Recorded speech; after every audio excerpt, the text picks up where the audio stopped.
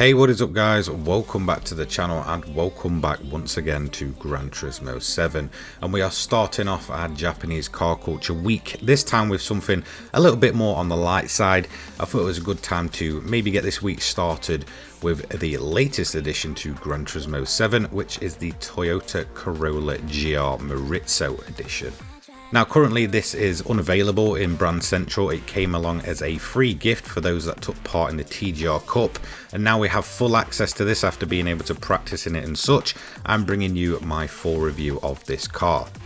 Now as you can see, this came along as a nice little I guess roulette ticket, where they'd usually go as a bit of a gift to all of the players that took part in that cup. If you went into your garage, as you can see, you was gifted the GR Corolla Morizo edition from 2022, meaning that we do have another up-to-date car in our car roster within GT7. So a nice little surprise, and overall I've kind of done some time digging around with this car to see, well, what it's like. So we're going to take this for a hot lap around the Nordschleife in the standard form, so no upgrades, no changes, suspension tuning or anything like that. And then we'll go ahead and put all of the upgrades possible on the thing and go ahead and lap the high speed ring in its fully upgraded form. Racing softs will be on the car. It'll have all of the weight reduction. Anything we can possibly get on that car will be on it for that lap, but the only thing I cannot do is once again fine tune it. So, you know, I know there's kind of a lot of players out there that might not be into fine tuning their cars within GT7, and that's kind of why I do it the way I do. So the Toyota Corolla GR Morizo edition in Gran Turismo 7 is obviously our latest addition to the game, and it's a long time coming. I think for the longest time we knew this car was coming. We knew it was going to be some sort of free gift reward and we were getting early access to it, and it feels like that was a long time ago. And it's actually the rare occasion where I massively prefer the standard stock version over a fully upgraded version of a car. Now that's not to take away from the fully upgraded version. Obviously it's more lightweight, it's more aggressive sounding. Overall it's just a faster car, but jumping into this thing, if you just kind of take it at first glimpse should I say, you wouldn't think too much of it, to be quite honest. It's a typical Japanese hatchback. Yes, it's sporty, yes, hatchbacks are no slouch these days, but you just wouldn't expect the performance you actually get from this thing, and I was massively pleasantly surprised. It essentially takes what was good against the for the Yaris, and then goes ahead and just makes it overall a much better package. I just feel like this is the typical step up from the Yaris, but it's almost a massively bigger step up. For some reason this car just feels absolutely fantastic. I feel overall that the chassis and the design of this car just suits the power better than it does with the Yaris, and it just feels absolutely brilliant. Now in terms of its overall performance, you're talking 300 brake horsepower, or 299 brake horsepower to be more specific, and it's turbocharged with a four-wheel drive system.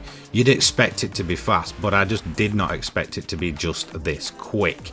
You know, we're talking in terms of overall performance and in kind of the way it feels, it's something more akin to the likes of the classic Subaru Imprezas and Evos, rather than a family hatchback that's just been made a little bit more aggressive. This thing has some serious potential, but that's kind of where I get a bit confused with it. Although it has a ton of tuning potential, when it's kind of turned up to the max, it's really not that much more powerful. I believe putting out somewhere in the range of 400 to 500 brake horsepower, which is okay, still a lot of horsepower, but nowhere near you'd kind of expect it to be. So the standard version for me just kind of gelled with it, and overall just felt much better to drive and much more lively and on edge. And that's kind of why I gelled with this car straight away. It was just so much fun to drive, and instantly as soon as I took it around the Nordschleife, I just thought, you know what, yes, this is a car that is built for this kind of situation. You've got your tight and twisty sections, it's certainly not a slouch in terms of its top speed, and it just felt very good, like it could almost tackle any part of the Nürburgring, or Nordschleife should I say, with little to no effort. It felt great through the corners, it felt great upon braking and getting that speed down, and it felt insane with the acceleration assisted by that four-wheel drive system. This is a great little track car from standard. If you have one, in all honesty, if you want the, I guess, best driving experience of this car, just leave it as it is. Trust me, it's a massively enjoyable experience, and that is honestly a credit to this car.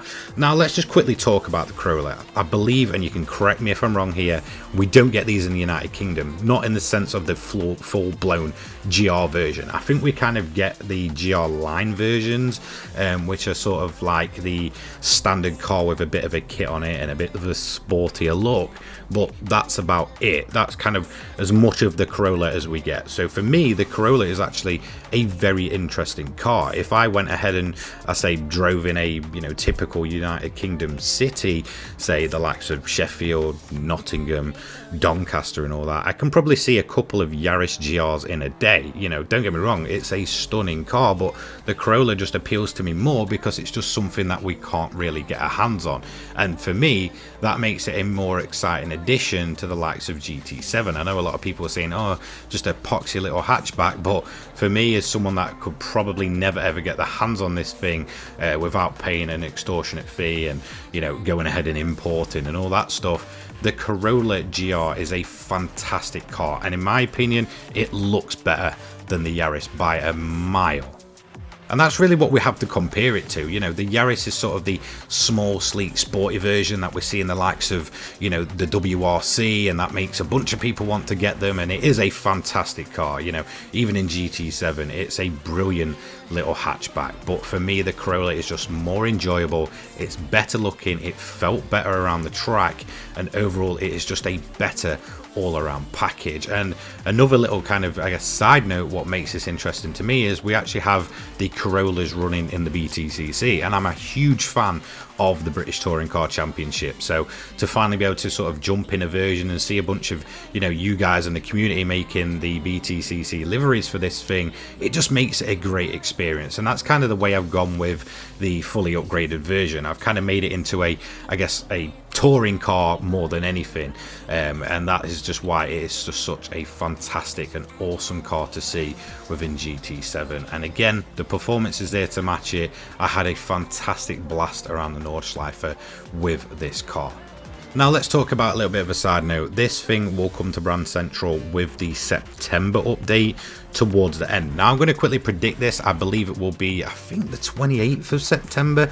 If I've worked that out correctly, it will be the last Thursday of the month. In terms of when the time trial ends for the Gran Turismo movie kind of time trial that we got put in the little extra one, that does end on that day as well. So I'm assuming that will be kind of replaced by the next update for GT7, in which case you'll be able to go and pick this up from Brand Central.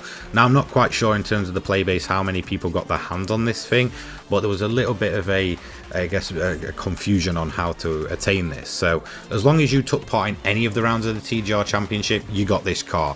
Now I couldn't actually make the one where there was racing it, I believe Road Atlanta with this thing. I was actually out watching touring cars at Donington Park that day and completely missed all of the times, but because I took part right at the start of the season in Fuji with the old Corolla, or the AE86, whatever you want to call it, I did manage to get my hands on this one. So there was a bunch of ways to kind of get it, either take part on the day, or, you know, as long as you took part at any point and registered some points on the board, you would have got a nice payout and the Corolla GR. So yeah, if you haven't got your hands on it, trust me, it is a very, very enjoyable vehicle in its standard form alone, let alone just fully upgraded, which is still enjoyable. But for me, the main driving pleasure of this thing was the standard version. So you will be able to get your hands on it soon if you did miss out. It's around about a month away, and I do recommend getting it. It's a great car, and it's also a great tuning platform. So let's go ahead and quickly look at the lap times. Now this doesn't really do it justice. It came last of the 600 pp category cars that we've got. As you can see though, it's got some very tough competition. It's got the GTR Nismo 17, an XJ220, and even at the bottom there, the R32 Nismo GTR. Again, it puts out more performance points, and overall it is around about just a second or so slower than that Nismo R32. But it doesn't really do it justice, trust me. Now obviously we're not done there, we're going to go for a fully upgraded version, and this for me is when the car just goes absolutely nuts. Wide bodied, some of the kit options and aero options on this thing are fantastic.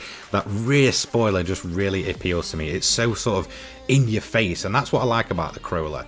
It kind of takes what is usually as standard a boring, pretty bland car and essentially turns it up to 11 and makes it into a properly aggressive looking hatchback. And you know, matched with the insane lights on this thing and the big wide body, it's just visually a stunning car.